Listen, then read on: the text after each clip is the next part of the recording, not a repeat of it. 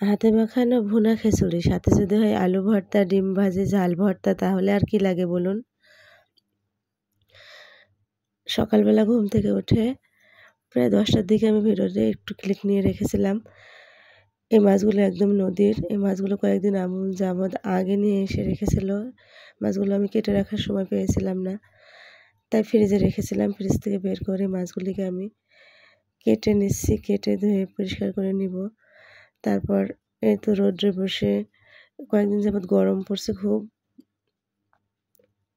তারপরেও সকালের দিকে কিছুটা ঠান্ডা পড়ে। আমি রৌদ্রে বসে আমার কাজগুলো করি। তারপরে তো কাপড়-চোপড়গুলোকে আমি পরিষ্কার করে নেওয়ার জন্য পানিগুলো নিয়ে কাজ করতেছিলাম। আর ভাবতেছিলাম এই তো দেখতে, দেখতে রমজানের 15টা রোজা, 16টা রোজা শেষ হয়ে গেল। এভাবে দিনগুলি শেষ হয়ে যাচ্ছে। সামনে ঈদ।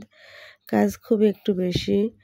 তারপর নিজে বাসায় ছিলাম না। কাজগুলো যেন অনেক জমে গেছে। সময়ই পাচ্ছি না কোনো সময়। তারপরে তো বিকেলবেলায় আসলাম। আজকে মনে করছি ভুনা খিচুড়ি রান্না করব। খিচুড়িটা খেতে ভালোই লাগে।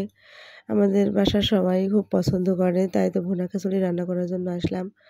এখানে আমি ভিডিও করছি। পাশে কিন্তু আমার বাচ্চা থাকে। সে সবসময় আমাকে জ্বালাতন করে। ভালোই লাগে ওর দুষ্টুমিগুলো।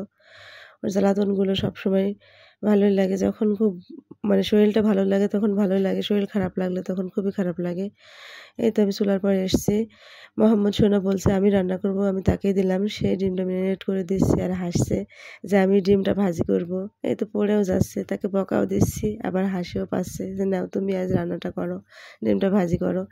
এরপরে তো আমি চলে আসলাম। এসে ডিমটা ভাজি করে নিচ্ছি।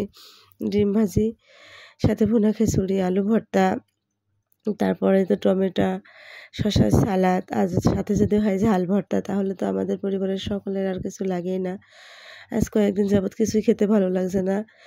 তাই ইফতারির কোনো কিছুই তৈরি করি না। আজকে ভাবলাম একটু খিচুড়ি তৈরি করে নিই।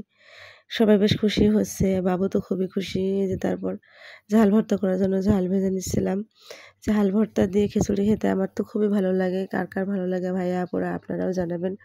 ঝাল ভর্তা দিয়ে খিচুড়ির সঙ্গে যদি হয় ডিম ভাজি আর তারপর সালাদ, তাহলে তো কথাই নেই। সেই লাগে খেতে, আর কিছুই লাগে না। আমার তো খুবই বেস্ট এবং প্রিয় খাবার খিচুড়ি।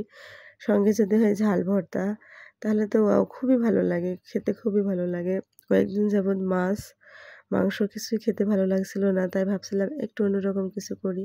তাই ভাবলাম খিচুড়ি, শসা, টমেটো, ঝাল ভর্তা, ডিম ভাজি, আলু ভর্তা দিয়ে আজকে খেয়ে নেব। খেতে ভালোই লাগলো। আসলেই খিচুড়িটা খেতে খুবই ভালো লাগছিল। অনেক ভালো লেগেছিল। খুবই টেস্টি ছিল হাতে মাখানো ভুনা খিচুড়ি।